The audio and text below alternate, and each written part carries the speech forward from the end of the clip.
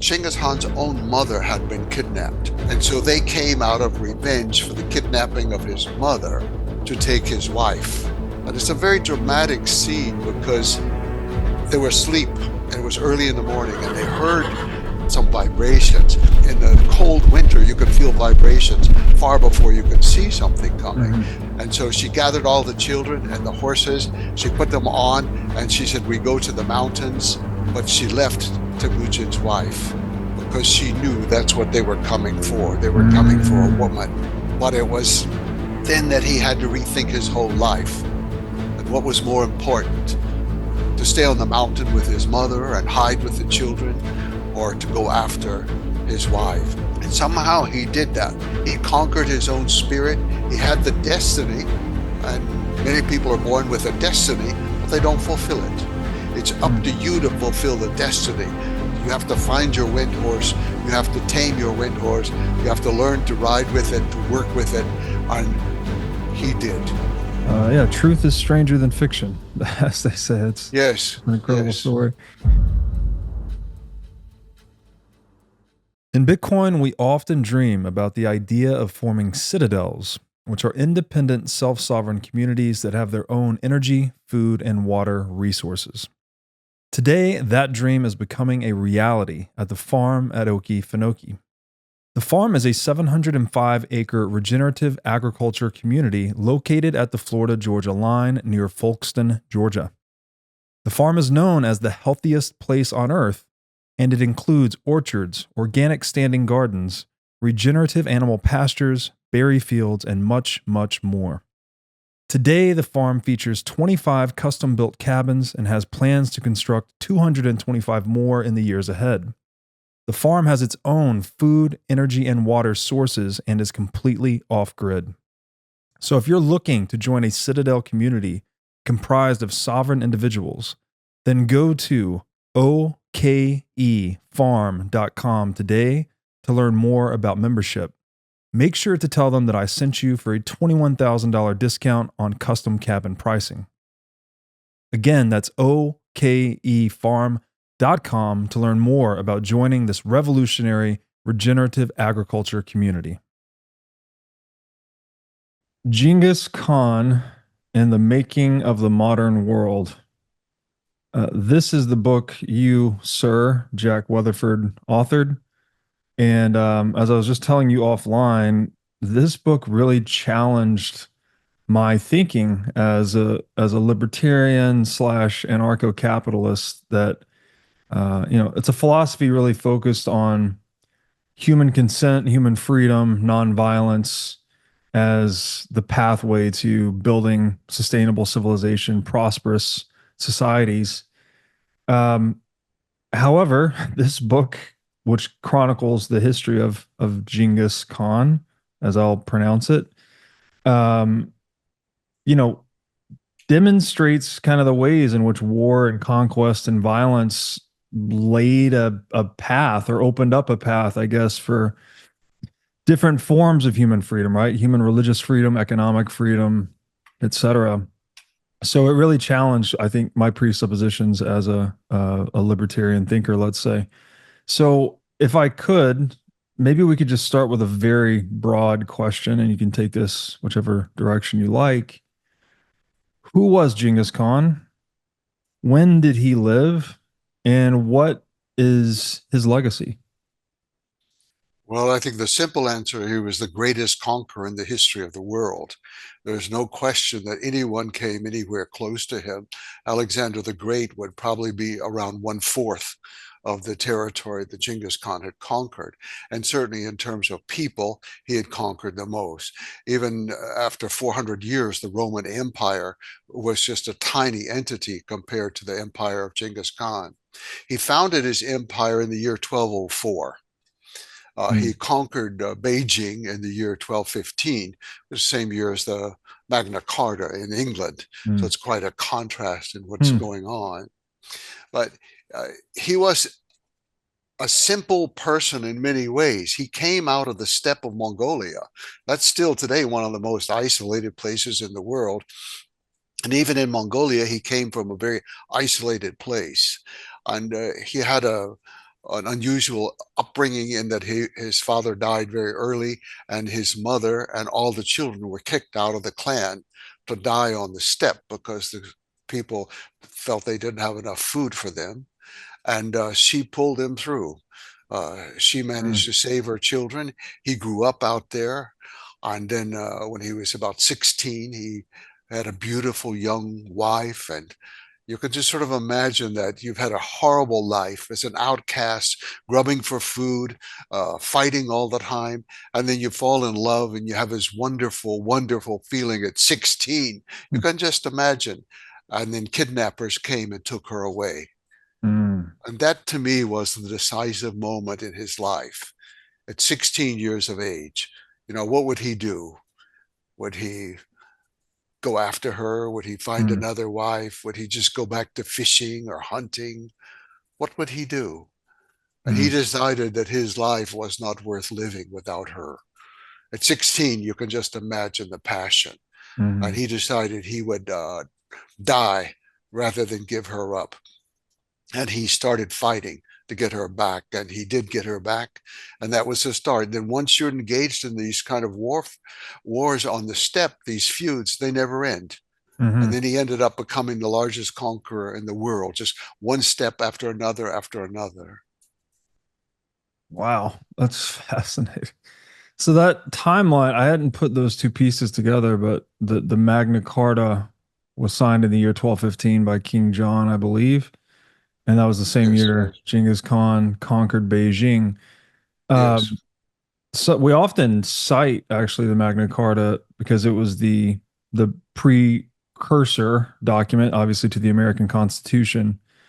But in the Magna Carta, the three pillars that were named were life, liberty, and inviolable private property, which we changed in the American Constitution to life, liberty, and the pursuit of happiness. Yes, yes. And we, yeah, we often cite that as a major error in American history. Had we Mhm. held on to inviolable private property, that would have probably been a more clear and better constitutional document. Um, but this idea of, I mean, not I, this is where his motivation started, right? Was he was a young man in love. As you said, he had survived a very harsh upbringing and then had sort of found the one, presumably. And then this, because of the tribal warfare among the steppes, the women were actually often fought over and inspiring a lot of these raids, as I recall from your book. Um, Yes. could you talk a little bit about that? Like, what was life like out on the steppe? I mean, this is a far cry from quote unquote civilization in Magna Carta Europe, where not that it was that civilized, but it's presumably more civilized. Um, life was a lot different. Property was not respected. People were not respected necessarily. So, could you just talk a little bit about it? Like take us, transport us into that time, into that place, and tell us what life was like. Well, Mongolia today is actually still very much like what it was back then. You have this vast steppe. If you can imagine just getting on a horse or getting in a four-wheel drive or whatever you have today, and just being able to drive for 1,000 miles across gravel and dirt and grass and never cross a road, never come Mm. to a bridge, never Wow. have a sign, never have a convenience store or a filling station for gas. Not That's how Mongolia is. So you're out there living on your own. And his family, they lived in a marginal area right at the edge of the steppe and the forest. And so it's a combination of hunting in the forest on the mountain and then herding some animals. Mm. But when his mother was kicked out of the tribe, their animals were confiscated. So they had Mm. no animals. And then later he managed to get some horses. But they were used primarily for herding. These were all geldings, so they did not produce milk. They did not produce offspring. Only thing he could do was hunt with them. But what happened with the women is Chinggis Khan's own mother had been kidnapped. So he was born from a kidnapped woman. Mm. Genghis Khan's father, Yasuke Batur, had taken her from her husband, and then he had children with her, and he died. But when he died, and young, well, we shouldn't say Genghis Khan at that point. He was just Temujin. That was his name. Young Mm, Temujin, he found his wife in Bertha, and then the tribe from which his mother had been kidnapped, they heard about it. mm, And so they came out of revenge for the kidnapping of his mother to take his wife. And it's a very dramatic scene because they were asleep and it was early in the morning and they heard our old lady was with them. We don't know exactly who she was. They just called her grandmother Kwakchin. She was there and she was sleeping on the ground and she felt some vibrations. And of course, you can, in the cold winter, you can feel vibrations far before you can see something coming. mm, So she woke everybody up. They got up, and Genghis Khan's mother, remember, she had been kidnapped herself. mm, She knew what this was like. And so she gathered all the children and the horses. She put them on and she said, "We go to the mountains."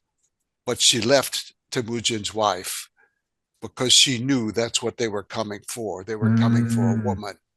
He was 16 and he obeyed his mother. But it was then that he had to rethink his whole life and what was more important, to stay on the mountain with his mother and hide with the children, or to go after his wife. And he chose to go after her. And then that started, the feud just kept going on. In a way, he didn't start the feud. He inherited the feud by the kidnapping of his mother. And who knows even what happened before that. So Wow. this is it was a very harsh time. So he started fighting and with one group and another, allying with one, always because he was a good fighter. He was fighting underneath other chiefs all the Mm, time. A man named Wang Han mostly, but he was fighting underneath him. But what Genghis Khan found out was every year he had to fight the same battles. He was going back to fight the same people. They would raid one another. They would take horses. They would steal things, chase one another around.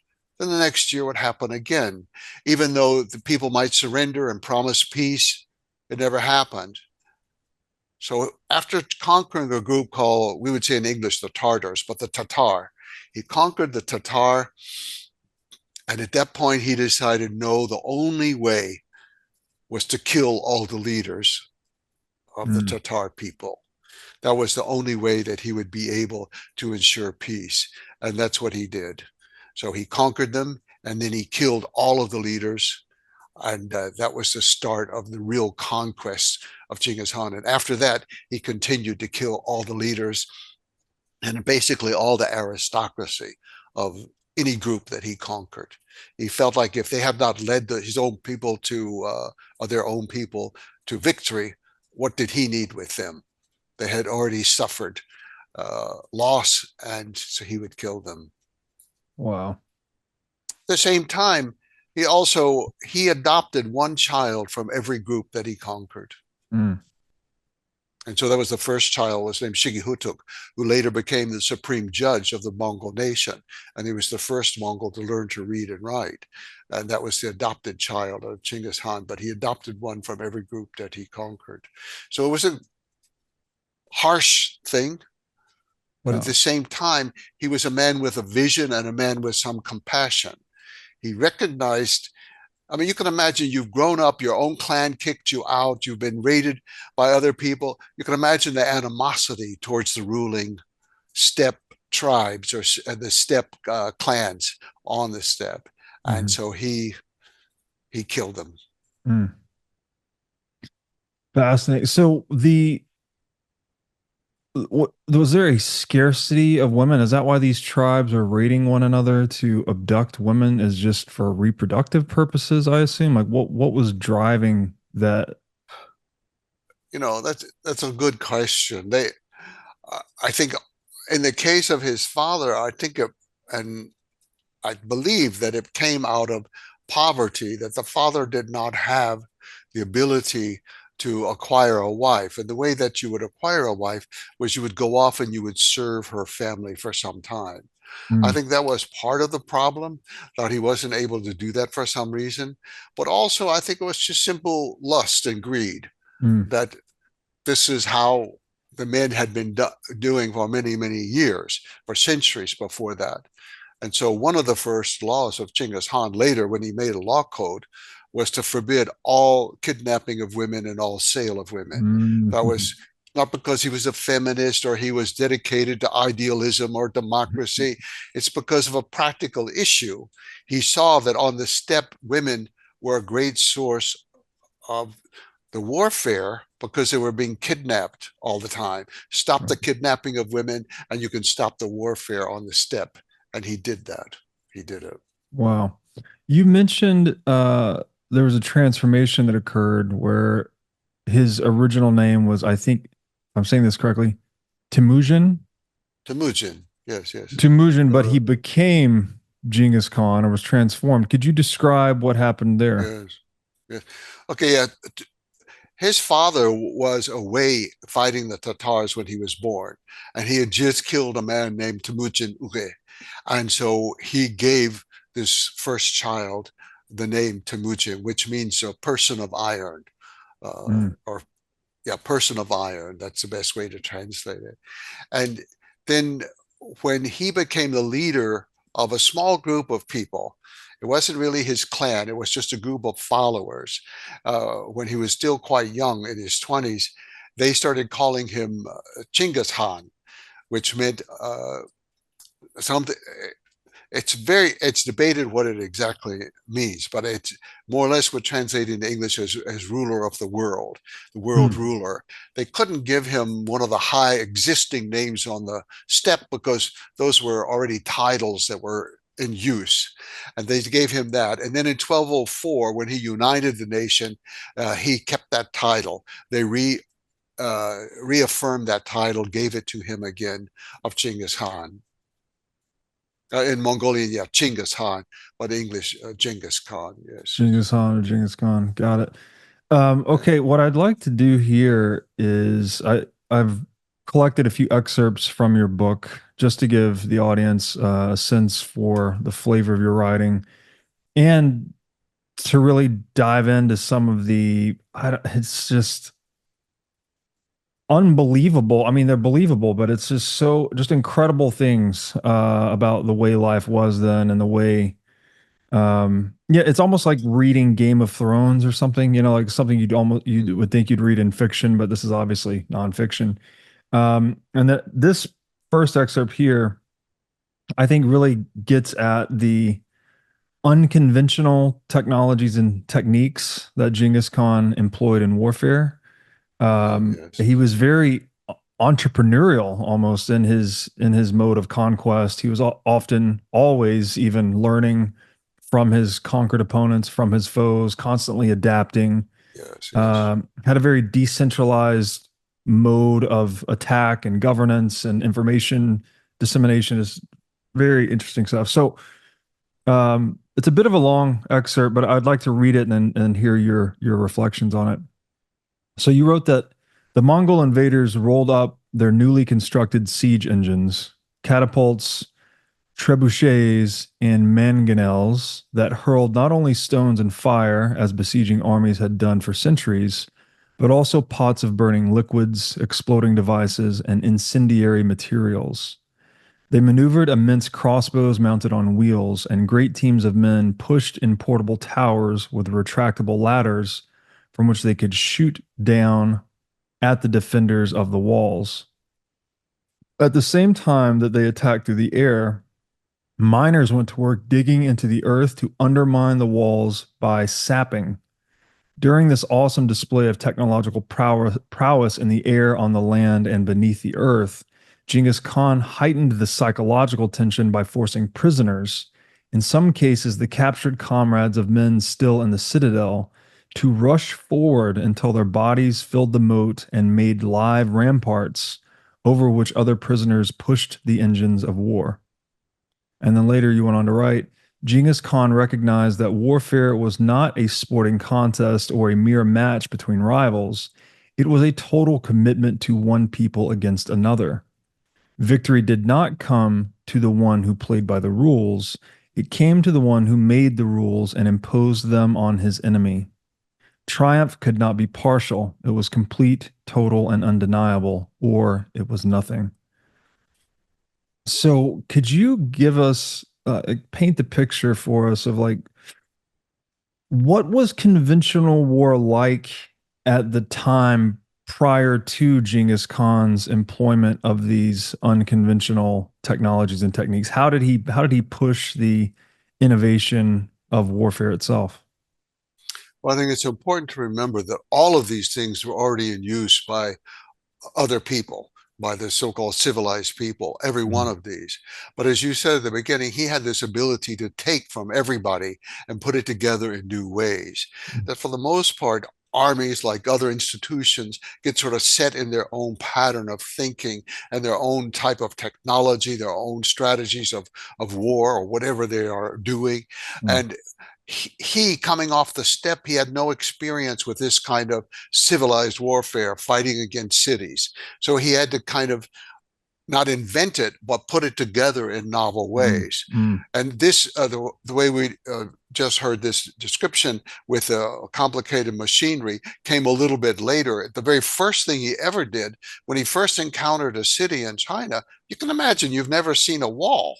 You've never been in a building in your life and all. But he saw the irrigation ditches that were around and that they could rechannel a river. And so he realized if they can rechannel a river, he can rechannel a river. He would rechannel the river in order to destroy the walls. He had no other means to do it. He didn't have all of the complex machinery that you just mentioned. And so he had the men dig the canal. Now, unfortunately, the Mongols weren't very good at that, and it backfired and flooded his own camp. However, he learned from that. He learned, he repeated it, and the next time it worked. So this is how it all began. And then each time he would encounter something new in a different society, such as these kinds of explosive or these machines that could hurl rocks or the miners who could dig into the earth. Each time he encountered something like that, he would incorporate it into his system. And I think system is the key word, that he was able to think in terms of all these different pieces at once. And I think also what you mentioned about it's total victory. That's all. Unconditional surrender. It's total victory. He gave the people a clear choice at the beginning. If you surrender, you will not be harmed and your property will not be harmed. Everyone will be left in place. You just pay the taxes to us instead of to the people to whom you used to pay the taxes. And many cities surrendered. And he kept to his word, absolutely to his word. Once, when his own son-in-law robbed some people who had surrendered, Genghis Khan stripped him of his office. He was a general, stripped him of his office to the lowest rank and put him in front of the next attack. And of course, he was killed in the next attack. So he was serious about these issues. So Genghis Khan was vicious in warfare, but he was quite fair, and that he gave people an opportunity and he stuck to his word. You may not like it, but he stuck to it. Then if the people revolted when he passed on, because he didn't have many people to leave in charge, he had a small army of 100,000, and you're conquering city after city after city. In the case of China, for example, it was more than 100 million people, and he didn't have the administrators. So if the city revolted, he turned around, he came back, and then he killed everyone. It Mm. wasn't just the people who. Now, if they fought against him the first time, at the end of it, he killed all the leaders, he killed all the aristocrats, but he saved every person who had a skill.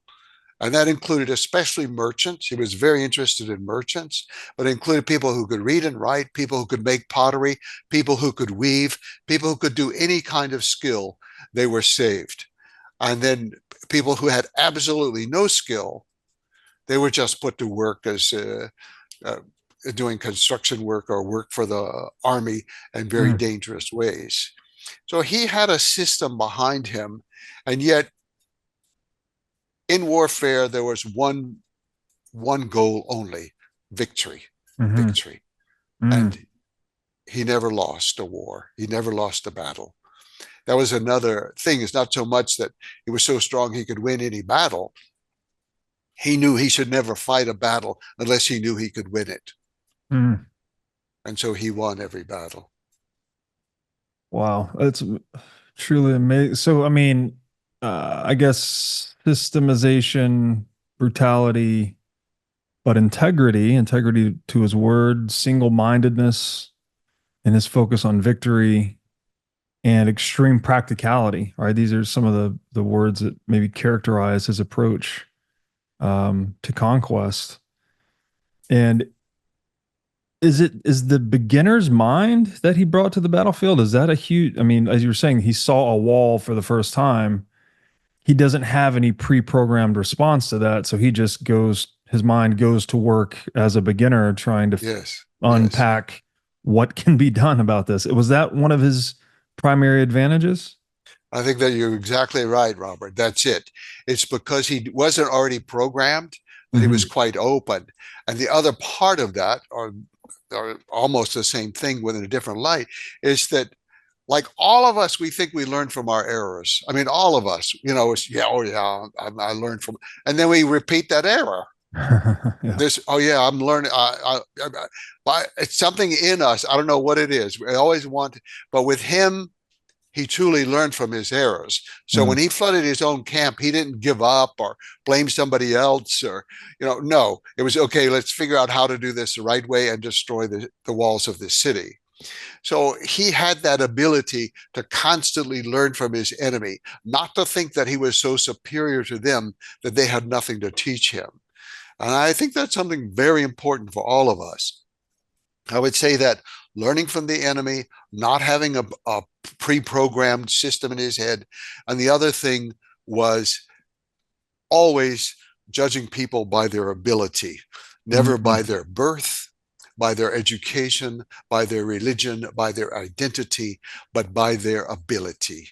And Mm. he collected around him the best of people, and none of them ever turned against him in his life. None of them.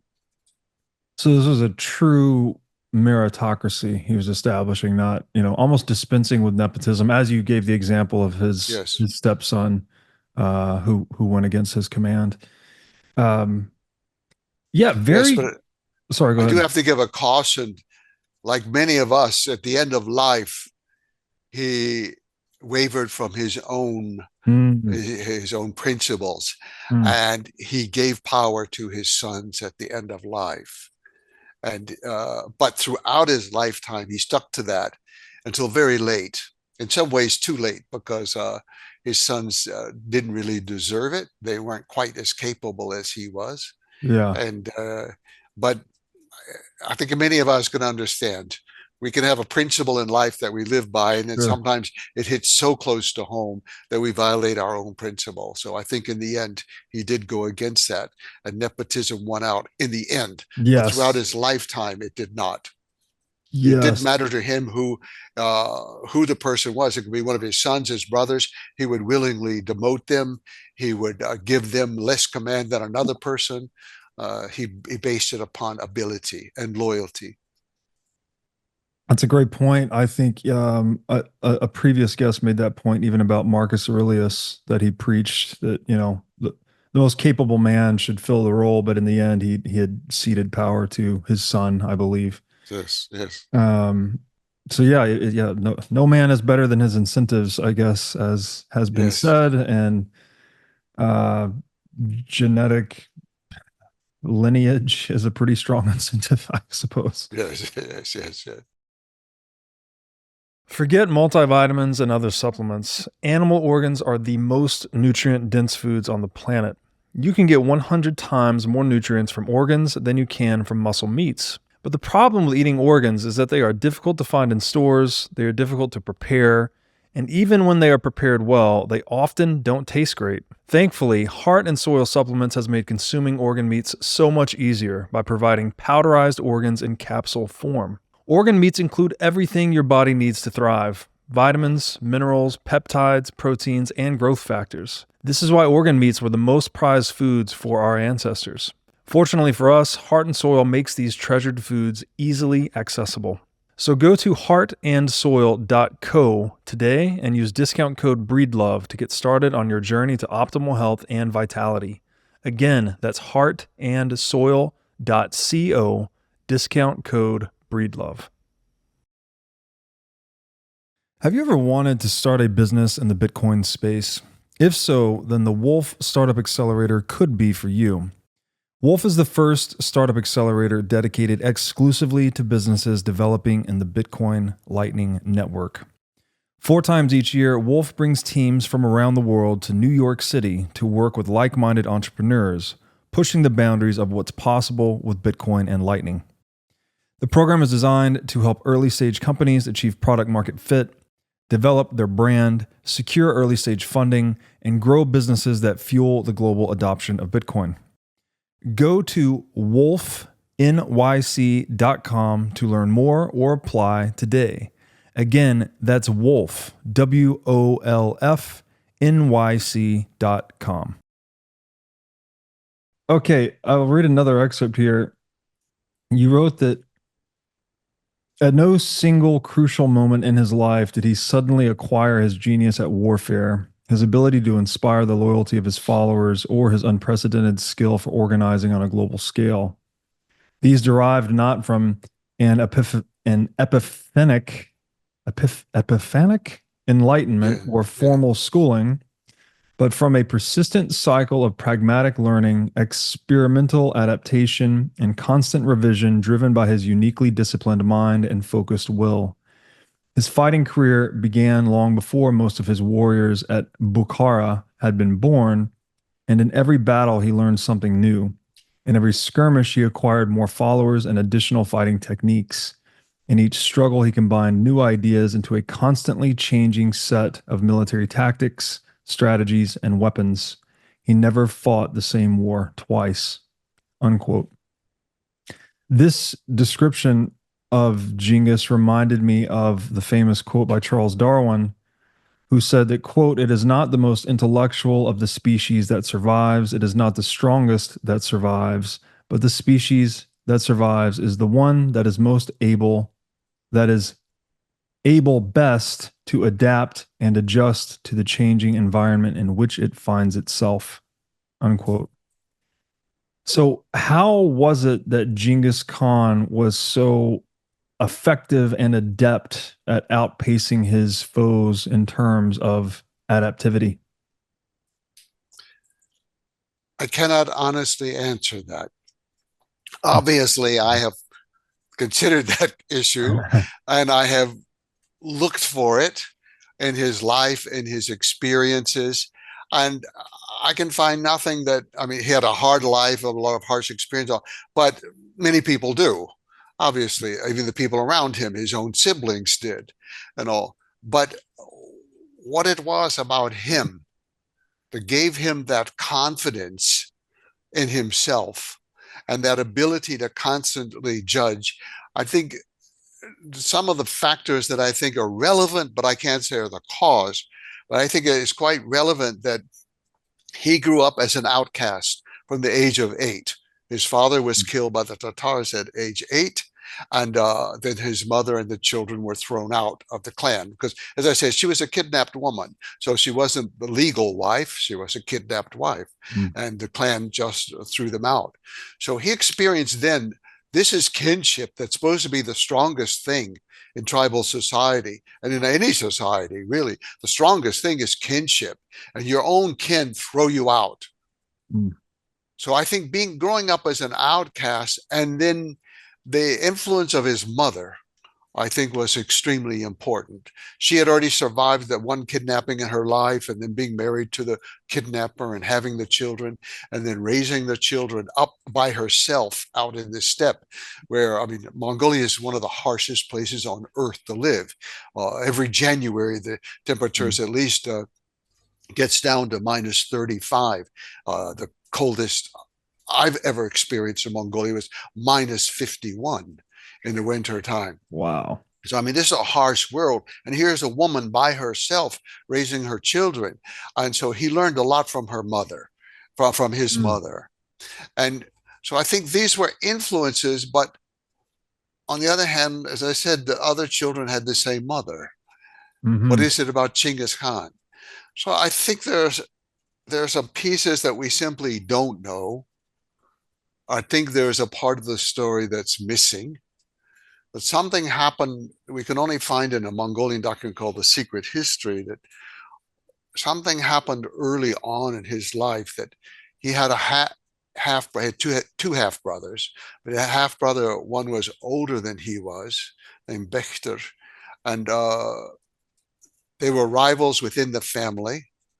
And the older brother has all the power in Mongolia. You have to refer to him almost in English as we'd say as sir. You have to call him ach, and you have to be very respectful all the time. And Genghis Khan killed him. Mm.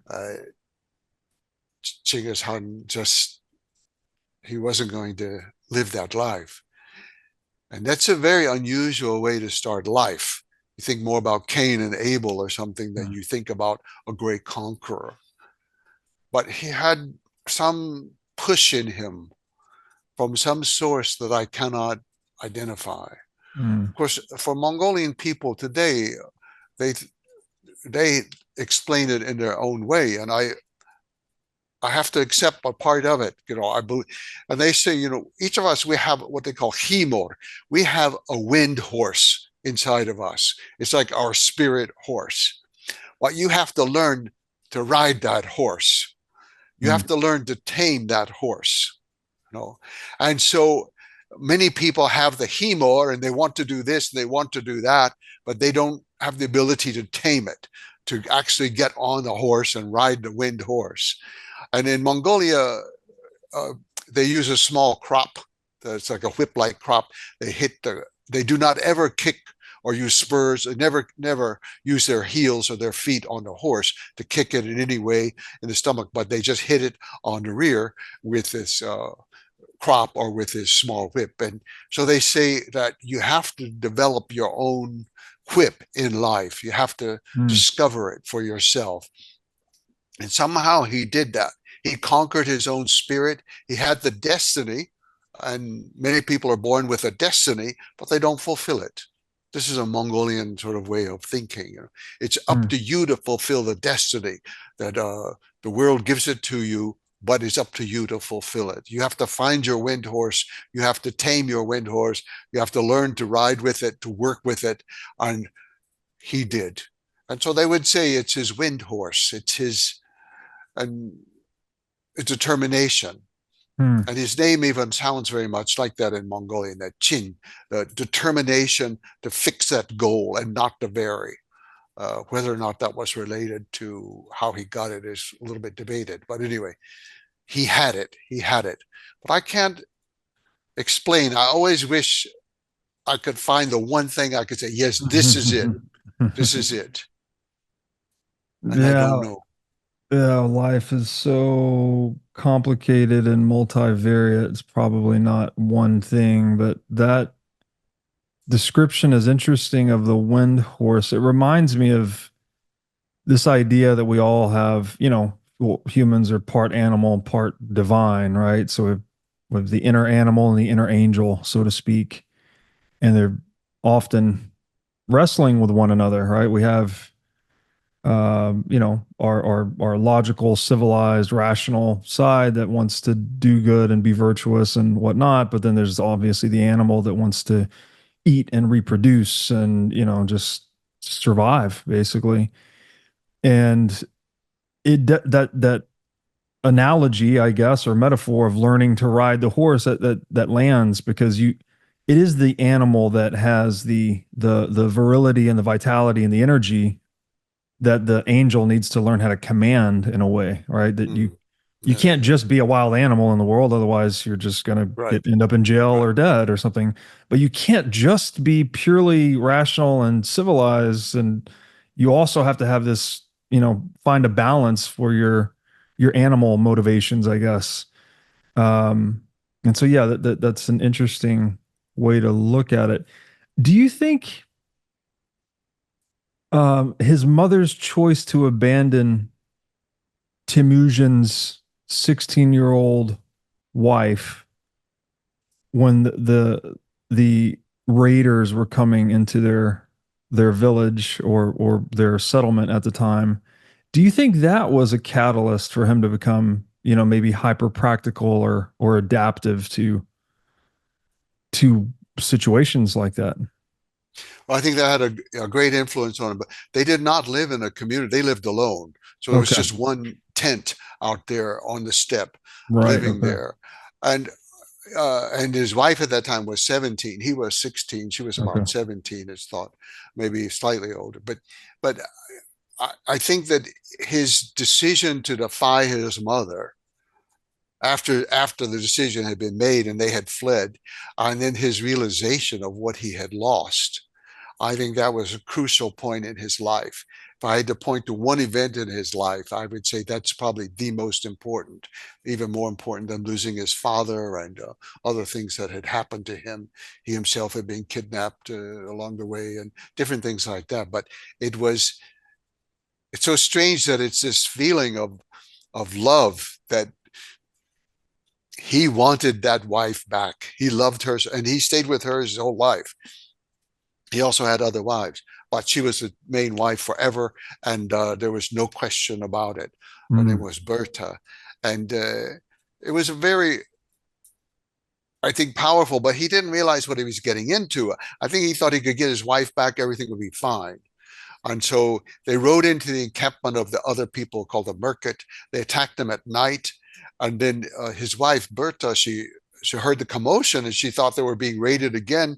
And so she jumped with the other women on a cart to flee because she Mm. had no idea that it was her own Hmm. husband coming. And she had meanwhile been married to another man, to the younger brother of the man who had been married to Genghis Khan's mother.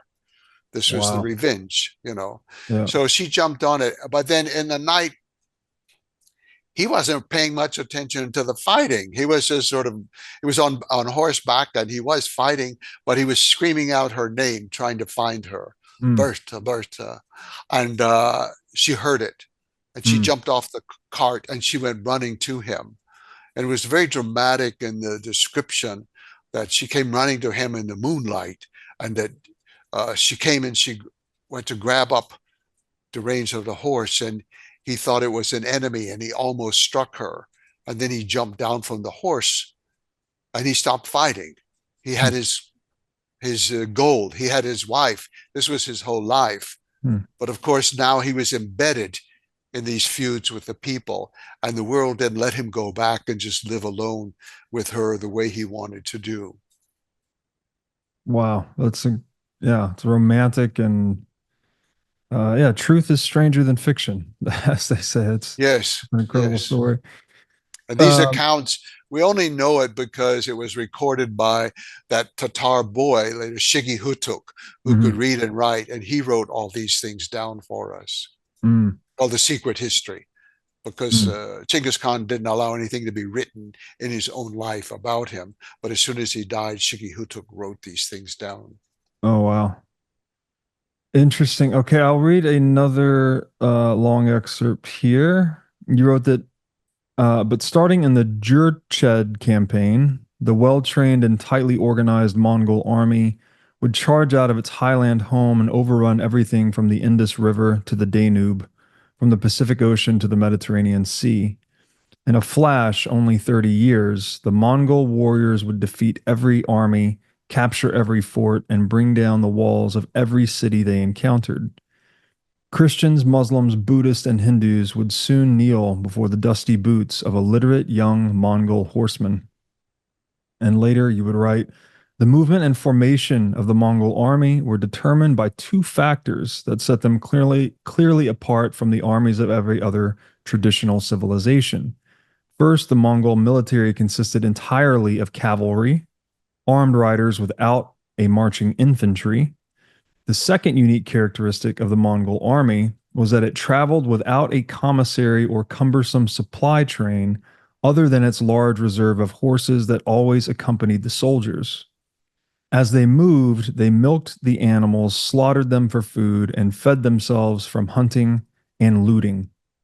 Marco Polo alleged that the Mongol warriors could travel 10 days without stopping to make a fire or heat food, that they drank horses' blood, and that each man carried with him 10 pounds of dried milk paste, putting 1 pound of it in a leather flask of water each day to make his meal.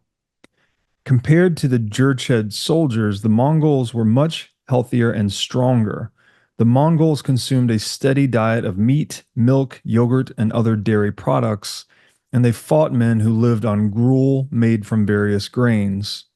The grain diet of the peasant warriors stunted their bones, rotted their teeth, and left them weak and prone to disease. Unquote. So, in your estimation, like how much did the superior mobility and nutrition of the Mongol army play into their martial dominance? I think there are factors, but any factor like that that you can look at, their ability on horseback, the ability to fire bows and arrows while attacking and while retreating, and their diet, all of these are factors, but all of these factors were there before Genghis Khan. I Mm, mean, and so it was his ability to put it all together and to be able to think in a much larger way than anyone else had done. mm, So I think the diet is an important issue because it allowed them to be mobile. You can imagine if you're accustomed to eating, whether it's bread or rice or any other kind, you've you got to take all that stuff with you. You're going to have carts back there bringing all this stuff to cook and eat. mm, Well, if you're living off of the animals that you hunt and the animals that you herd, and you drink a horse milk and you eat the dried curd from cows or from sheep, then that gives you a kind of mobility that no one else has.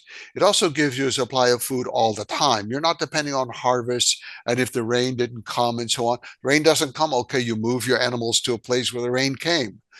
So it's just one factor. I'm not trying to attribute the mhm, diet to the success of the Mongols, but I think it is important to consider that.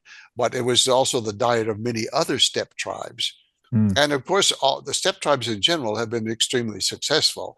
Whether you look at the Huns, who mhm, came out of Mongolia, the Turks, who came out of Mongolia, or the Mongols, who came out of Mongolia, they were mm, all extremely successful. Then they settled down and they all tended to start weakening. But mm. And the mobility factor, I mean, not only did this give them great speed, um, they also did things that I recall in your book. They would like, I think, tie branches to horse back so they would kick up dust as they move. They're constantly using these techniques to kind of stay in motion, but also obfuscate their motions. Basically never allowing the enemy to establish a pattern recognition on them, right? It's making it's hard to fight what you yes, can't yes, yes, see and can't track. And you mentioned this sort of unique where armies tended to attack only while they advanced, and then when they would go into retreat, they would just retreat. But the Mongols would often move, they would attack in their advance and then also attack and retreat. And so could you say a little bit about that? Like how this um superior dynamism, I guess, sort of yes, served the military efforts of Genghis? yes. We had mentioned before the civilizations tend to have a certain pattern of how they fight. So one of the things is the great armies would move, whether it's the army of Alexander the Great or anyone else that you can think of, they would move along the paths that had been used by merchants and other armies for years. They would follow the route. Hmm. Well, Genghis Khan did not do that. He would come from some direction that no one ever expected. He would, in the case of Bukhara, that you mentioned before, he would cross the desert and attack them from where no one had ever attacked from the desert. They always came along the same routes. Every army would follow the same. No, he came that way. So he was always trying to do things in a different way. And I think that this had a tremendous impact, this ability to think, to attack in new ways. That was a key part of his success. And always exploiting the element of surprise. Yes. Um, it what so, but you mentioned this earlier, like that these abilities preceded his armies, so like the ability to fire bows from horseback, for instance. Yes. Why Yes. were other groups not like? I mean, I guess we're back to the same question. Like, what makes him unique in this respect? Is it just Mhm. his? I, He almost. trying to do things differently? Is that what's he's just always pushing the He, envelope? yes, he certainly wanted to try it, but I think part of that growing up on his own, so to speak, or the Okay. small family, Yeah. they had, for example, when he was a small child, uh, and they wanted to catch fish. Mongols don't usually eat fish, but he wanted to catch fish. So he took the sewing needle that his mother had, made a hook in order to catch fish. So it was very innovative in the way that he was able to think. Mm. And so growing up in this way, it's then he's more than capable of thinking, okay, we'll let some of the soldiers go along the route. And that way the enemy will hear they're coming. They will know about it. They will, the people Mm-hmm. be fleeing ahead of him. I'll fine. And then we're just going to go across the desert because he's used to crossing areas that nobody's crossed before anyway. Mm-hmm. And he's more than willing to do it. And so it was that ability, I think that it really did help him to think in new ways. And uh, otherwise, he was using almost every time you can see some precedent before him, even like to tie branches on the tail of the horse and that obscures the path, or the way the Mongols would attack, and they used sort of the just relied upon the vanity of the enemy often. Mm. So the Mongols would time and again, they would come attack, attack, attack, attack, and then the enemy be firing their arrows, and the Mongols would be firing theirs. And then the Mongols would sort of act scared, and they would turn and they'd run away, still firing. They would run away. And then as they ran away, they would start dropping some of the loot that they had gathered along the way, some of the riches. And so Mm. then the victorious army would come rushing out of the city. And then, of course, the men immediately they didn't want to chase the Mongol. They want to go chase after this article that had been dropped and see what it is. They get all disorganized. Meanwhile, the Mongols just pull back behind the hill where the rest of the army is located. They regroup and they come in and they conquer. And it was amazing that this system worked over and over and over. It seems like the armies that were being attacked, they couldn't resist that urge to think, yes, we've won, and to go after the Mongols. And the Mongols, there was no shame in running away. There was no shame at all, Sure. especially if you knew you were going to use that to come back again. And this is why he said he never lost a battle. He never lost a battle. That's so fascinating that you almost are like baiting your opponent to break ranks Yes, and exactly. just once that happens, then they are disorganized. You can fall back, reorganize, and then exploit that disorganization. Um, Yes. and yeah, instead of being, it's what is he doing? He's dropping all of, as you said, you're exploiting their greed, I guess, in a way. You're also dropping all pride, right? It doesn't matter if you retreat. Like the only thing that Yes. matters is victory. Exactly. And Exactly. so, yeah, if you need to look bad for a minute or act scared or whatever the thing is, it's just all a means to an end. Yes. The Mongols didn't engage in any of that bravado of racing out and around and showing off and a lot of things Mhm. that, like European knights would show off all this kind of stuff. And Mongols weren't like that. No, they were there to win. That was it. They were Hmm. there to win. And there was no individual glory. Another thing about them, there was no glory in dying. Hmm. It was in fighting and living. And if one of they were organized into squads of 10, and if one of the people in your squad was killed, you had to bring him back. Hmm. Don't come back without him. You bring them back, you stick together, you're a group, you're always a group. That's it. But there were no memorials made to the people who died. The name wasn't even mentioned for usually about 2 years or so. The name would not be said again because it brought too much sadness to people. So there's no glorification. I don't know why in the West there's this tremendous glorification of death. Hmm. And the Mongols had absolutely none of that about them. No, it was to live because he had so few soldiers and he wanted to protect every single life at all costs.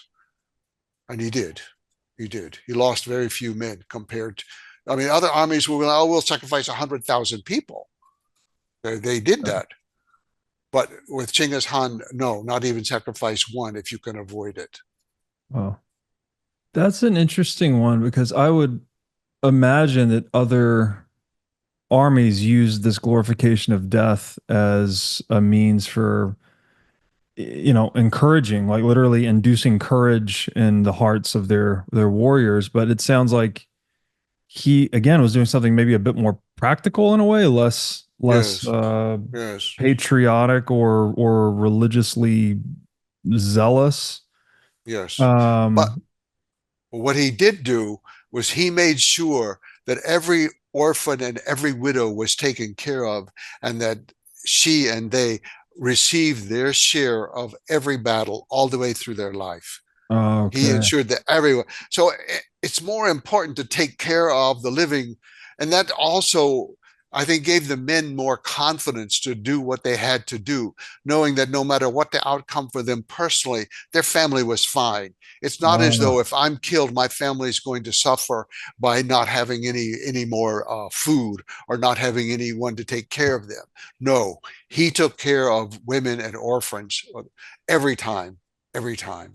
that makes a lot of sense. So again, from a very practical standpoint, these men were incited to courage because they knew, ideally you live, but if you were to die and you didn't have the assurance that your wife and children would be taken care of, you would be more likely to flee, right? You'd be trying to Yes, survive. yes, yes, yes, Whereas if you know they're going to be taken care of, then you're probably going to exhibit greater yes, courage on the yes. battlefield.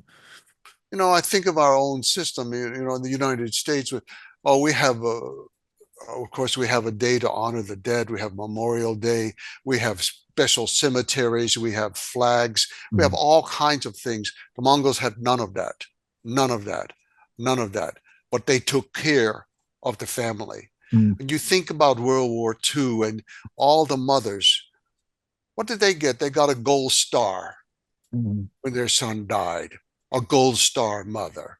Mhm. And if you had two sons died, you're a double gold star mother. What is that? What is Yeah. that?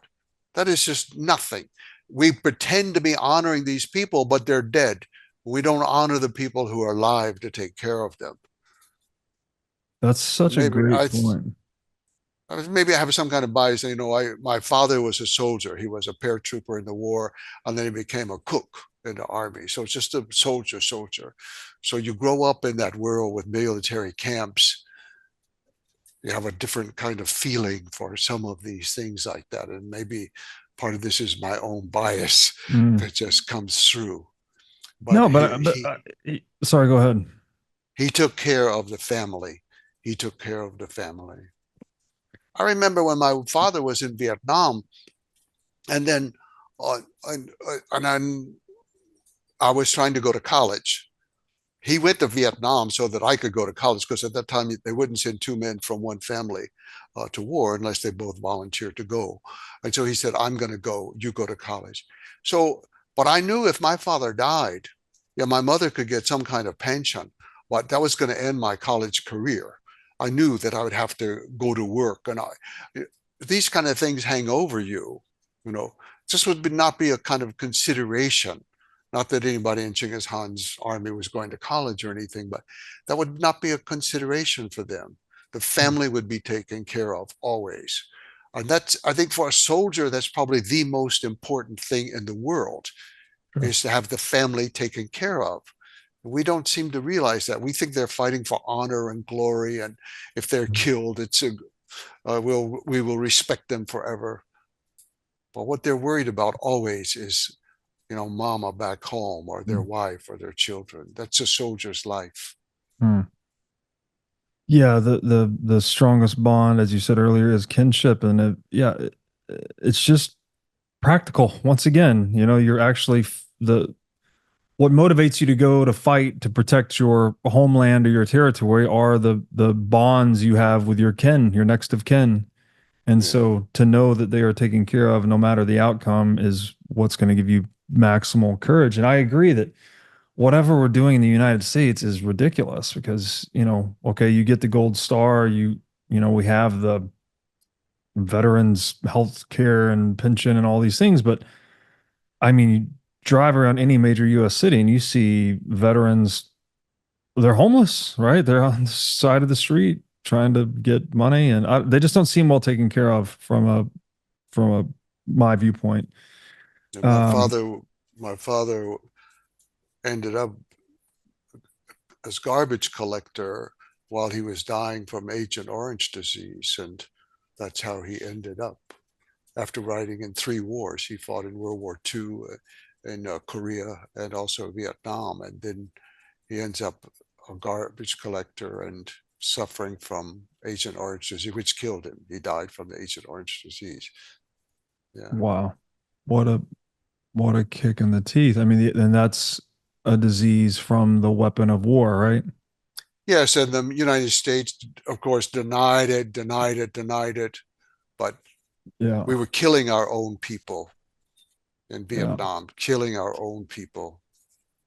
And it wasn't collateral damage, it was just killing our own people. it's despicable. Mm. Um, yeah, so I guess in some ways, I mean, Genghis Khan's was much more noble than even we are today, and at least taking care of the widows and the orphans. I think so. And you have to think about it. We're discussing here all the warfare and the fighting. Yes, they were successful in all these different ways, without question. But at the same time, he had a nation of 1 million people. He had an army of 100,000 people. You do not conquer a nation of 100 million people with an army of 100,000 and rule them and keep them. Mm-hmm. You've got to be appealing to people somehow. And that was his policies were as innovative as Mm-hmm. his own military experience. Mm-hmm.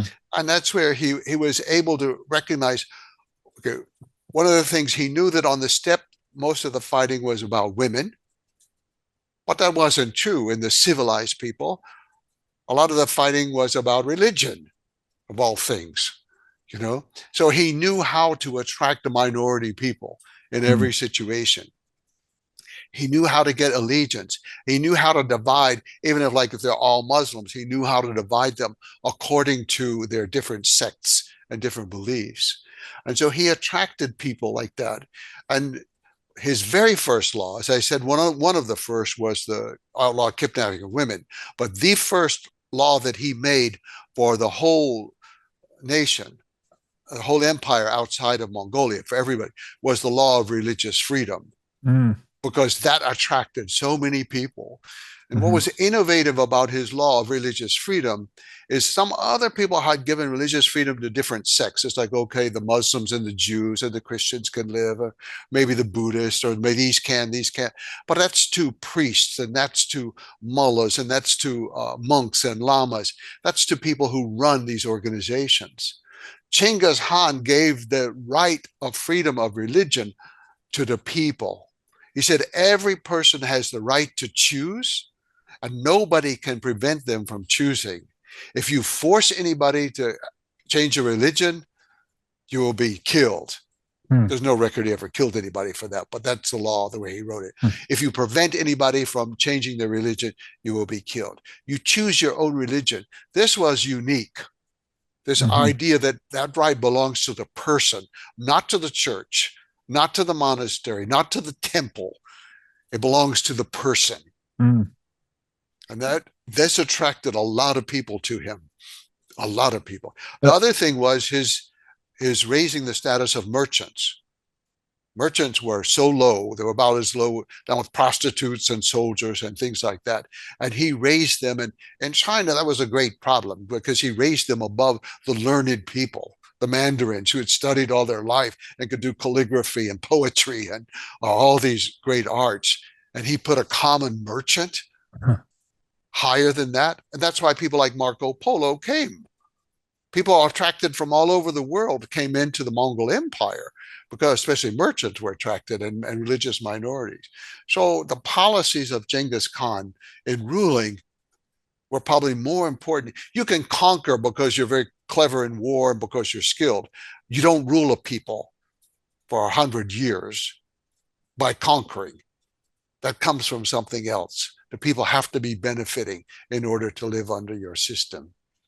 Yeah, I'm reminded here of, I think this was in your book. I'm paraphrasing and I hope I get it correctly, but like you can conquer a country by sword, but to conquer a nation, you must conquer their hearts, something like that, where people need to buy into the Yes, ideals and the yes, values. yes. And part of what you're saying there is kind of actually preempting my next question. So I'll read this short excerpt here. You wrote that part of the attraction of the Mongols to Christianity seemed to be in the name of Jesus, Yezu, which sounded like the Mongolian word for nine, their sacred number, and the name of Genghis Khan's father, Yezuge or Yezuji, who Yeah. was the founder of the whole dynasty.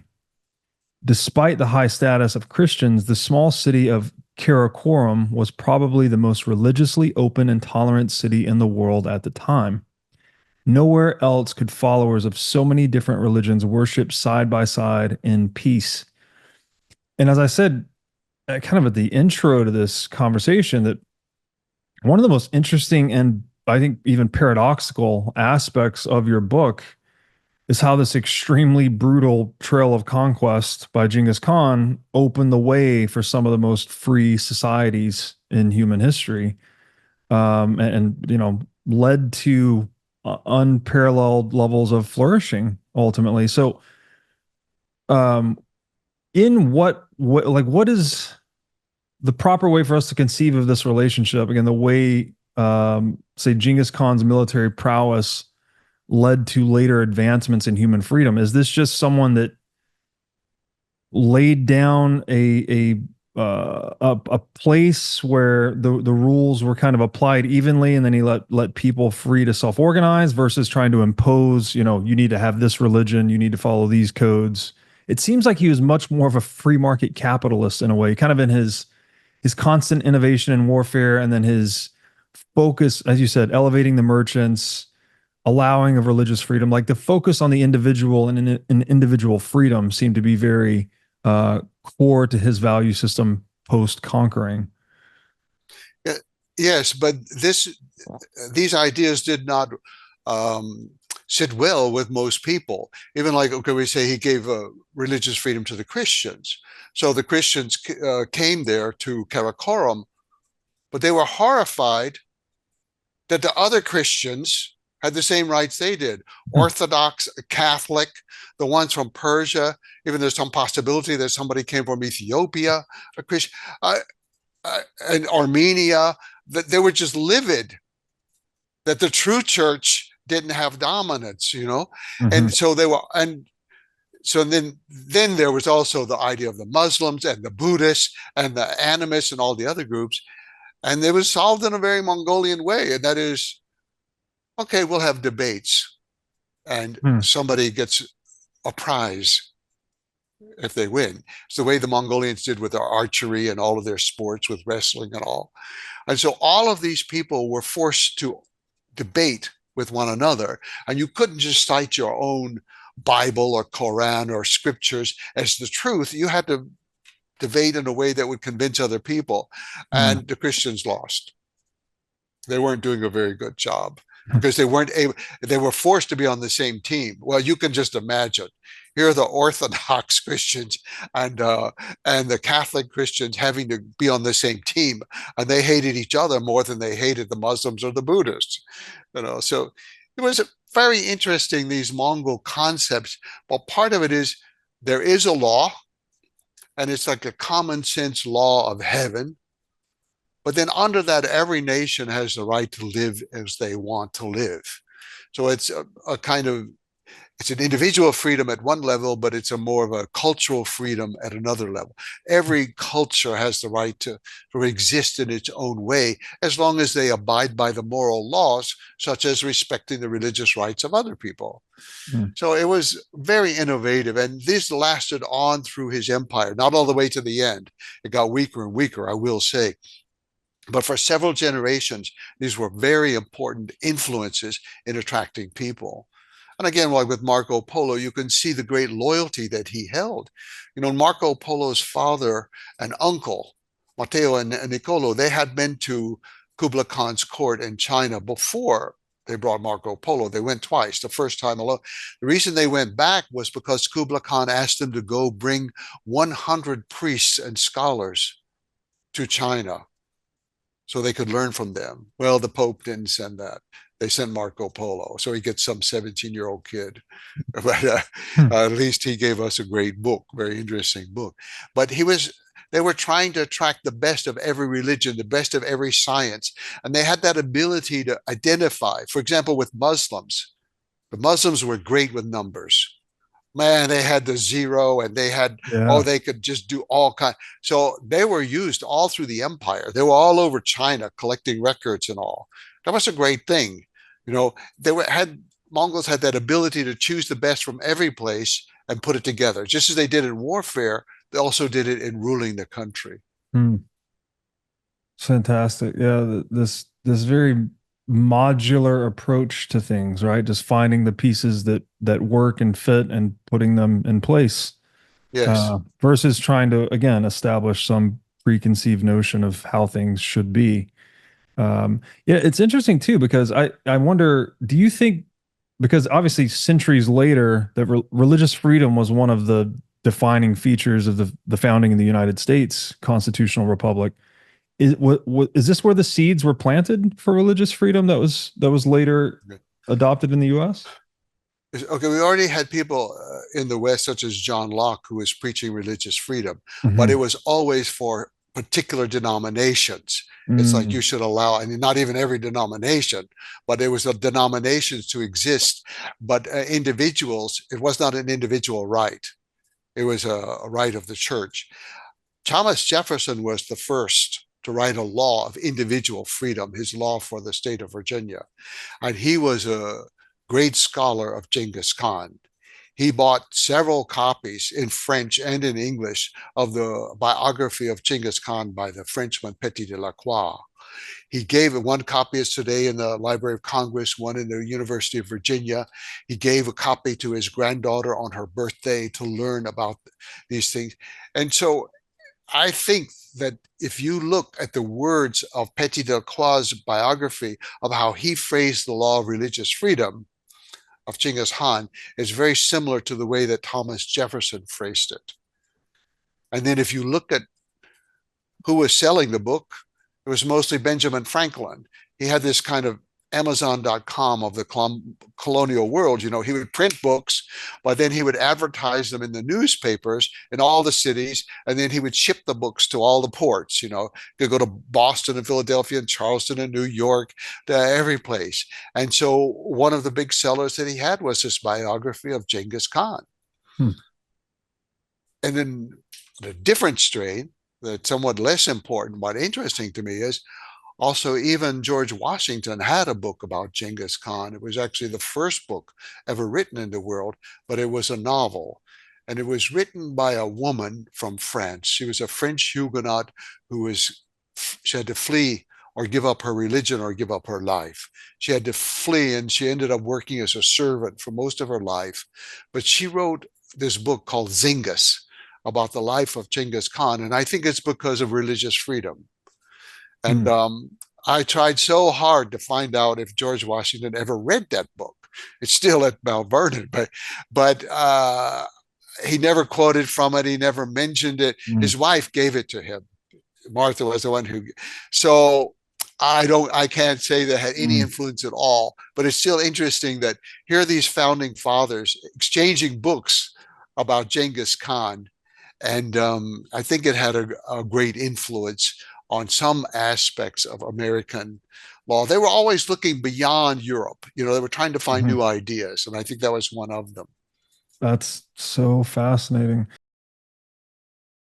Do you want to give your kids a foundation of freedom, an understanding of Bitcoin, and a healthy skepticism of government? Then you should try Tuttle Twins. Tuttle Twins is a cartoon about a grandma with a time traveling wheelchair who takes her grandkids on hilarious adventures to learn about economics and freedom. Think the education of Magic School Bus meets the comedy of The Simpsons. With Tuttle Twins, your kids will learn about Bitcoin from Satoshi Nakamoto, civil disobedience from Harriet Tubman, Natural Rights from John Locke, and How to Destroy the Economy from Karl Marx.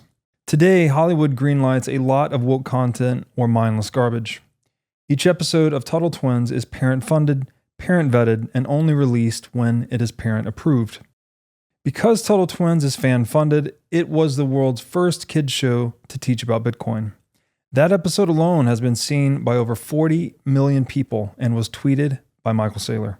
You can watch episodes of Tuttle Twins for free right now, and if you like what you see, you can watch dozens of Tuttle Twins episodes when you subscribe to the Angel Studios app. So go to angel.com/breedlove to discover Tuttle Twins today. One of my highest health priorities is keeping my brain in top shape. To take care of my brain power, I do many things, such as striving to read, write, exercise, and meditate daily. One of the latest tools in my brain power toolkit is MindLab Pro.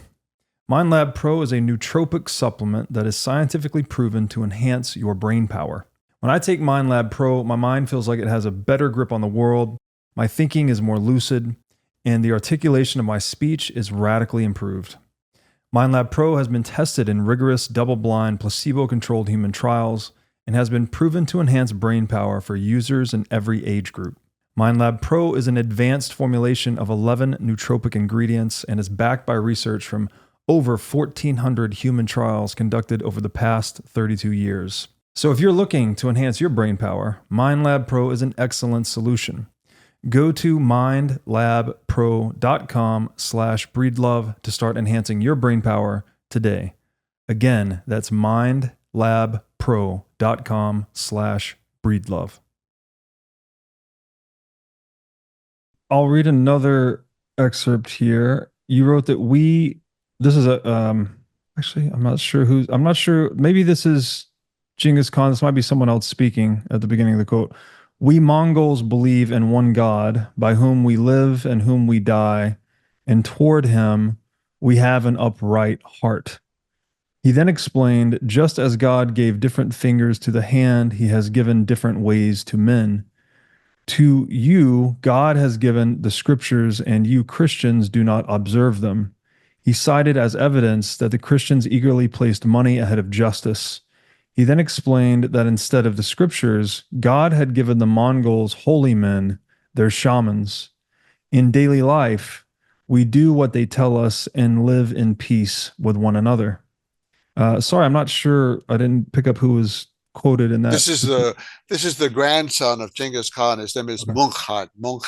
Okay. He said this, but I think it reflects something that he probably heard from his grandfather, or certainly was already in part of the spirit of what that he grew up in. But this was the grandson who lived. He was born during the time of Genghis Khan. So can we talk a little bit about, because I recall that Genghis worshipped kind of like all nature and the elements in a way, right? He worshipped the sky and the light of the sun, and he would often go and pray and sort of, I think, often in solitude, right, with nature before big decisions. Could we, what? But then obviously there's a discussion here that the Christians are placing money before God. So could we talk about the roles of, let's say, monotheism or Mongol religion more generally, and money in the Mongol Empire? Okay, well, Genghis Khan's religion was it was a growing thing through his life, as for many of us. It started off with just worshiping the mountain where he grew up, and then the sky. But then as he got farther away, you could no longer worship that mountain, and but there was always his refuge. He would come back to that mountain, and he would take off his hat and belt as a sign of humility, and sometimes pray for 3 days on that mountain. So yes, he was extremely concerned with that. Wealth in the larger sense was unimportant to Genghis Khan. He gave everything away. And he was very proud. He always said, I eat the food that my men eat. I wear the clothes that they wear. I sleep on the ground the way they sleep on the ground. I live in a tent the same that they live in a tent. He said, we are the same. But he wanted to make his nation the richest nation in the world. And so he was constantly giving away, giving away, giving away. So by some estimates, Genghis Khan is rated as one of the richest men of history. That's probably true in some sense, but it was mostly passing through him to other people. He didn't keep anything really. And so I think that was very important, but it wasn't so much wealth, but what he valued was commerce, because he saw that's the way that the prosperity and life of the people is built. It's not just the wealth of the people, but it's their prosperity and their life. By moving goods around from one place to another, you're able to develop a better life for people. So Hmm. commerce was the big thing for him. And so then they built a little, like, what do you call it, caravanserai thing, small stations along the way where the merchants could come. The merchants could get free horses. The merchants got free food. The merchants were given tremendous privileges in order to keep them moving around.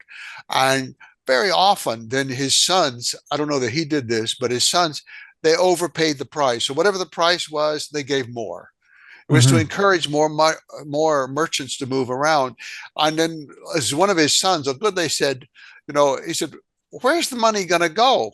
I give it away, but it's coming back. It's coming back to me."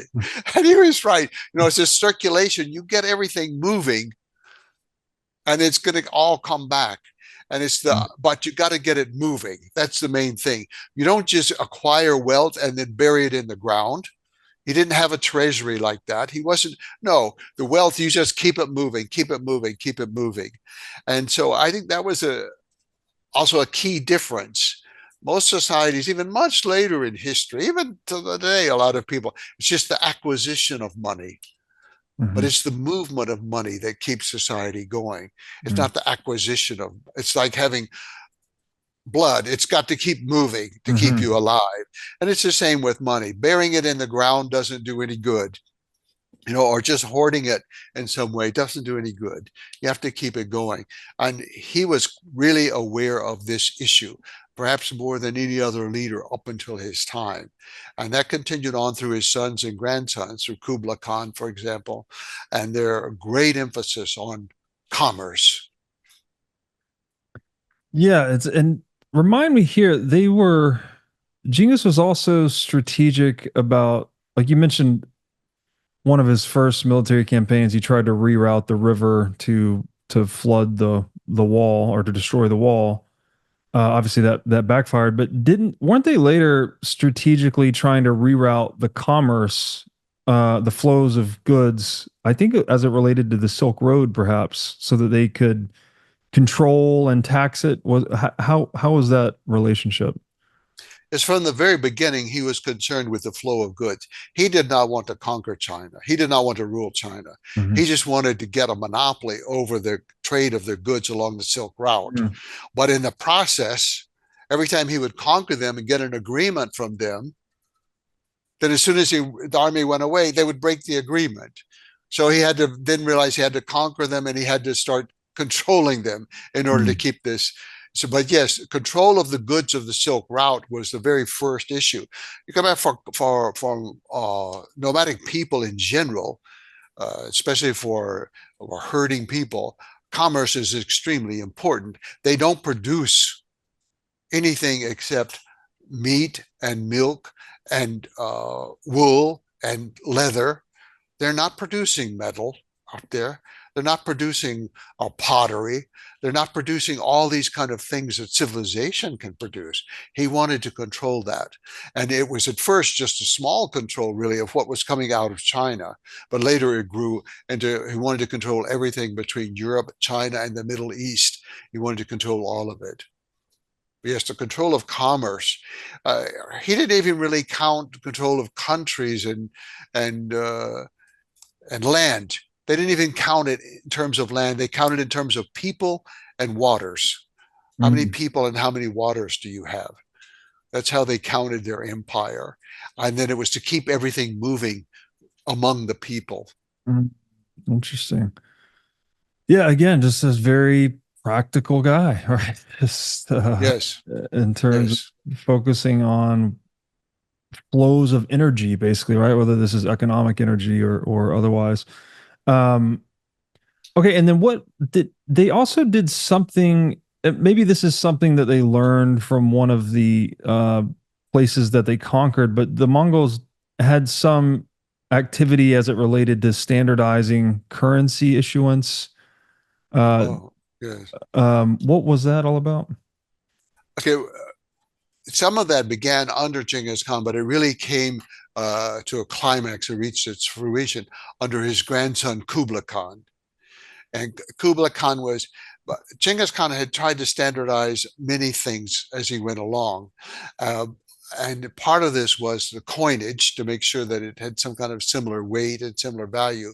But it was really his son, his grandson Kublai Khan, who wanted to standardize, first of all, the currency of China, Hmm. and then to institute paper money, which had already been used in China, but in a smaller way. He wanted to make it the exclusive and primary system, and then to expand that to other parts of the empire. That failed. When they introduced paper money into Persia, all the goods disappeared from the market. The people, they just couldn't imagine it. Hmm. Even, but Marco Polo was the first to describe this in great detail for the West, and he understood it. And he was amazed at it. He said, Hmm. "This is the true alchemy of the world, how you can make gold and wealth out of paper." But Right. he explained that it worked. It worked in China because the people were more willing to accept it. Yeah. And of course, it only works as long as the government is powerful and stands by the currency. Hmm. As soon as they start producing too much currency, which happened after Kublai, a little bit under Kublai Khan, I would say, but began to happen later under the descendants of Genghis Khan, then people began to lose faith in that currency, of course. Hmm. And that happened. So it was a very powerful weapon for a while, but it was destroyed. Its own power sort of destroyed it. The government went crazy with, oh, yeah, we just print more money. We just print more money. But the people are not stupid. They realize that they're just printing more money and there's no real value behind it. Yeah, well, hopefully there are some important lessons of history there that are being taken into account today, No, as we live in a world. nobody is, no. Have you seen anybody exercising restraint in the government with the use of money? I No, but mean, no, it no. just doesn't happen. I don't think the learning will occur at the political layer, but I hope that market participants will realize Oh, that yes, yes, yes. No, holding that's, these currencies yeah, is just a death wish, basically, yeah. economically. Well, that's what Um, we can say happened in the case with the Mongol rule of China, yeah, that they debased their own currency, and it's because of the people, not because of the government policymakers, but because of and also the merchants themselves. And obviously, the merchants weren't going, the foreign merchants were not going to accept this kind of paper money right, that could be exchanged. In the time of Marco Polo, the money was very strong. And in fact, when you arrived in China, you had to give up all gold and silver coins and you got paper money. But then when you left China, you exchanged all your paper money for gold and silver. The right. system worked, but naturally, then generation after generation, they began to cheat a little more and a little Yes. more. Yeah, it works for a time until, yeah, again, that incentive to just produce more paper, which is very uncostly to produce, and exchange Yes, it for things that are costly to produce, eventually right, involutes and destroys the system, basically. right. That seems to be, after 500 episodes of this show, the tale that is as old as time, right? Every time you start Yes, printing yes, money, it fails. Um, yes, yes. very fascinating stuff That's there. why in America we went from payable to the bearer on demand in gold, Yes. to silver certificate, to in God we trust. Yeah. And that's Well, the history of American money. That's where yeah. we are now. It's just like, okay, God. Yeah. Which translates in reality to in Fed we trust, because Uh, the Federal Reserve has nothing to do with God. That's for sure. yeah. Well, no, they Um, always describe them, but even the word money, of course, comes from the god Juno Moneta of Rome, in whose temple the coins were minted. And so the word mint and the word money both come from Juno Moneta. But it's also interesting to me, Juno Moneta, Moneta was a part of her name because she had earned this title, but it comes from the word warning. Her job Mm. was to warn people. And so money has this godlike quality, but there's a warning. Mm. Always beware, always beware. And our, well, I won't, I don't want to talk politics. What is the warning, do you think? Is that the money is not that which it represents? Like the money is not the goods, basically? Yes, in the case of Rome, it was defiled by adding more and more copper to the silver Right. over time Coin clipping. until it was, yes. And in the case of paper money, which is very, very new, only really been used heavily in the West about 200 years. Mhm. And it is a government entity even less than that. But it's the idea that, oh, the system is working so great to just keep printing more and more and more. Mm. Yeah, so And the warning then, don't trust in it for too long. uh, well, I would go back to maybe something that President Reagan said: trust but verify.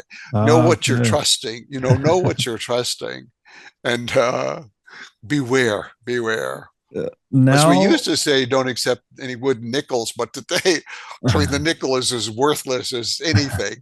It doesn't even mean anything. If I had a wooden nickel, I'd probably take it and treasure it more than the real nickel. It's just now you are speaking Bitcoiner language, because that is core to the Bitcoiner ethos. Don't trust, verify. If verification is well, interpersonal trust is no substitute for verification, right? Why trust if you can verify? yes, Which yes, is yes. basically what Bitcoin is, just a system of pure verification and low to no trust, basically. Which is again sort of paradoxical, because that means it's the system that is most trustworthy, and that it relies the least on interpersonal trust. It has very heavy Yeah, mathematical verification, so that's therefore we can yeah. trust its integrity. That's an interesting paradox. You're right. That's a paradox. Yes. I'll read another excerpt here, and there.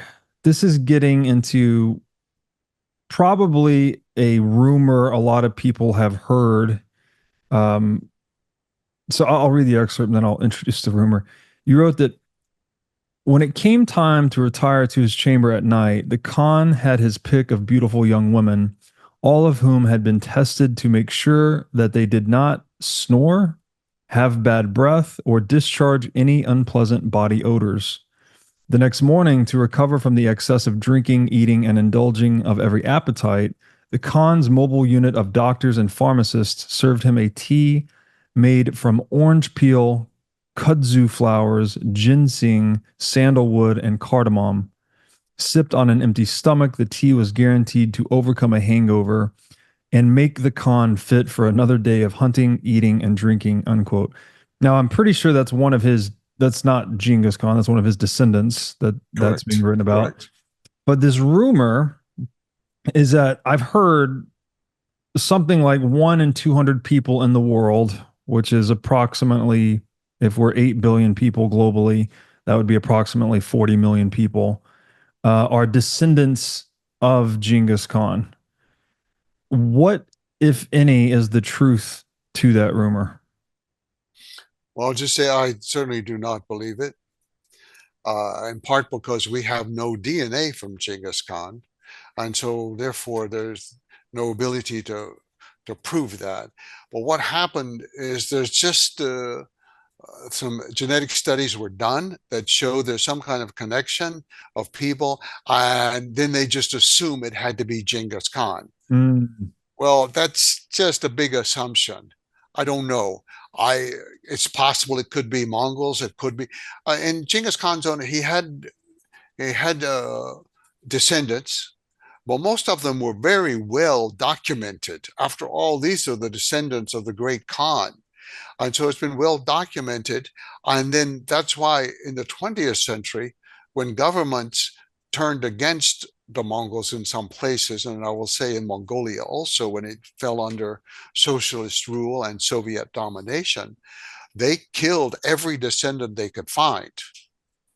Hmm. There was also, way back in the 1500s, there was only one descendant of Genghis Khan who was located as a direct male to male to male descendant of Genghis Khan in order to be the Khan. So there were great shortages of people throughout history. Now, I do think that he and the Mongols in general had many descendants, but I don't think it's nearly anything like this crazy. It's just a way to get more funding for you attach it to a big name. You know, it's one thing to just say, okay, we have X person back here in history or X factor somewhere in the past. They attach it to a great name. And it's also, I believe there's a racist element in that, and that we believe that the Mongols raped all the time Mm, because that's just what uncivilized people do. Well, that's often what civilized armies do. mm, Uh, I don't know of a record. I've heard many accusations, seen them written down, that Mongols raped, but yet there's no case that's recorded. It's very interesting to me. You would think there would be some woman who would have written about it, or some family would have written about it, or something. But in China, for example, the Mongol royal family, they were forbidden to marry Chinese. Forbidden. There'd be no offspring with Chinese. So the Mongols were very careful about their own heritage. And there were many aspects about them that make me think that the rape simply wasn't occurring, mm, that the armies just simply were not doing it. It's sort of, civilized people always think that their people are the most beautiful, and of course, everybody's going to desire them and everything. mm, And Mongols tended to like Mongols. And they married mostly tribal people, sometimes Turkic people, and the only sedentary people whom they had some affinity with were with Koreans. mm, But for the most part, they did not intermarry with the people where they conquered. They weren't attracted; it just didn't work. So I don't think the rape was so common. mm, I cannot deny it and prove that it didn't happen, but we just have no specific cases, just general accusations. Mongols came through looting and raping. Mongols came through raping and looting. mm, General accusations, mm, but no specific evidence about it. mm. Interesting. So you would think that, I mean, I don't know, way less. So if it's 40 million people is this rumor, you think it's like a hundredth or a thousandth or less than that? Yeah, I have no way to put a number on it. Yeah. It's I just, think that, uh, I think many royal families still have some trace of it in their heritage, because mm, later some of the descendants even married with like the emperor of Byzantium and people like that. And I've once heard that the British royal family had some connection. I don't know mm, about those things, but Genghis Khan, he had four legal wives mm, always. Bertha remained the number one wife forever. There was no question about that. The wives were very devoted to him. He was very devoted to them. He did not have too many children. His daughters did not have so many children because their husbands were always taken off to war with Genghis Khan. And so there was a shortage there. Their mm, sons did have more, but I don't think anything like the numbers that are quoted. And in the episode that you just read about at the end of life, that was the end of the Mongol Empire. That's mm, when Mongol rulers had converted to Buddhism, and was mm, actually Tibetan lamas were often leading these kind of ceremonies where they could uh, have relations with many different women and so on. mm. But they were producing fewer and fewer children at that point. Right. Fewer and fewer were being born. So, like many great societies, early days, they're much more disciplined, um, Yes. prudent, frugal, but then decadence eventually consumed them. It sounds like. Yes. Yes, the main part of the Mongol Empire, we could say, was 100 years. If he conquered Beijing in 1215, then the Mongols lost it in 1368. So that's roughly 150 years. Mm, But they controlled China for roughly 100 years. And then the Mongol Empire started breaking apart uh, everywhere about the mm. same time. What was it that put you on this track originally? How did you get so fascinated with Mongol history and Genghis Khan, and what Yeah, inspired you to write this book? you know, that's a hard. As a kid, I read some books. Harold Lamb had written a biography that I was just wild about, but he had also written about many other great conquerors. And I had some interest in it. And as an undergraduate, I did write off to Mongolia to ask if it's possible to study. Never heard a word back. It was the time of the Cold War. We didn't even recognize Mongolia as a country at that time. Heard nothing. And, you know, so you put it aside, you go on with your life. I do my work. And then it wasn't until communism began to fall that I had the opportunity to finally go to Mongolia, not expecting much. But the only thing I can compare it to is like you go back to the high school reunion and there's the one you did marry, Mm. and it's Hmm. like, aha. It's Uh, just something happens inside of you. And I went to Mongolia, and within 24 hours, I was so in love with that country. And wow. that's now been more than 26 years. And it's never broken. It's never broken. Uh, I'm what was it about the Mongolia that made you fall in love with it so quickly? I cannot honestly say. I can bring up a bunch of points. It's like I remember that first day going out on the steppe and seeing the green grass like that Irish emerald green or something, the beautiful, and just going on and on and on, and the animals and animals and animals. And it's just, this is a different world. It's a different world. And then the people and the hospitality. And it started me rethinking their history also. And I recognized that they were much different from the concepts we have about, they were the most warm and open people I'd been around. You walk to Mongolian, we call them a ger, the tent or yurt in the countryside. You walk to the ger in the countryside, you don't even ask to go in. You just go in, you sit down, they give you food. If you're asking, it's like, well, of course, why would you ask? Of course, you come in. And so my ideas about Genghis Khan began to change also. And I think that being there in Mongolia gave me the opportunity to not just to read the secret history and the documents about him, but to read them in the places to which they referred. Mm. It's like with Mother Coaxin. I don't know that it was in the winter time, but when she heard those horses coming in the night, I know from that place, because I was in that place, it's too moist. You wouldn't feel the vibrations if it wasn't winter. So you begin to piece little things together like that.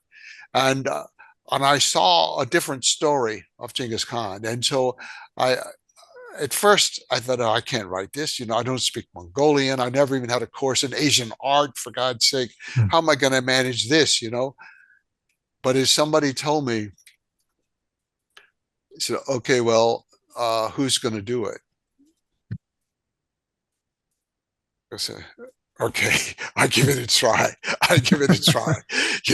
It's kind of like, that's right. I can't do it, but I want to do it, and nobody else is going to do it. I just try. And so that's how I ended up writing that book. Well, I'm certainly glad you tried, and what a incredible job you've done. Honestly, the writing, as audience can probably tell from some of these excerpts, is just superb. And would just encourage anyone to read it. I can't imagine anyone that wouldn't get something out of this, that it's a very interesting portrayal of human history in a light that you probably haven't seen it in any history class or other, well, maybe not any other history book, but few other history books. And I know that I learned a lot just about, how technology influences the shape of things, both, in peacetime and in wartime, and how, great, singularly great men can, and great in both a terrible and a progressive sense of the word. He was a great conqueror, but also kind of a great proponent of human freedom in many ways, which is again paradoxical, but interesting nonetheless. So Yes. would definitely encourage anyone to check it out. Was there anything in the book that we didn't hit on that you think is of a particular importance that we should emphasize? I think you brought out most of the important points. Mhm. We've hit on them, and I just, I, history isn't worth writing if you're not writing in a new way, looking for something new. And I feel like too often we write history. It's like the drunk looking for the car keys under the street lamp, even though he dropped them on the other side of the street. But this is where the light is. Sometimes Mhm. we just look at the obvious things of where there's light. No, we need to go into the darkness. We need to go and explore things and look and find out new ways. If this woman who wrote that book that George Washington had said that he was the greatest lord who ever lived, Chaucer, the first writer of the English language, said he was a great leader. If these people said that, then why do we think of him in such negative terms? We need to rethink things. So if there are any like young people in particular, I encourage them to go into the darkness. Think about the things that people don't explain. Think about different ways of looking at the world. Don't assume that whatever we've learned or whatever you read from me but is the correct way. Go out there and write a new story. Let's try to understand the history. We need models today. We need new understanding today. Genghis Khan had a vision. Whether we agree with the vision or not, he had a vision. And I will say, not to be political, but I look around the world today and I can scarcely name a leader who has a vision. Mm. They have slogans and they have policies and they have this and that and the other. But to find a vision, that's what he had, was a vision. And I think we need to learn from people like that, people who have a vision in history. Jack, thank you so much for doing this, and thank you for writing this book. Thank you for letting me be with you and your audience and your very interesting and varied set of podcasts. I'm honored. Thank you so much. We will link to everything in the show notes, links to your book, links to your personal website, etc. Thank you so much again for doing this. Thanks for watching. If you enjoyed this episode, click here to find more just like it, and here to find our most recent episode. Also, make sure to like this video to help shine light on the corruption of money, and be sure to subscribe to this channel to stay connected.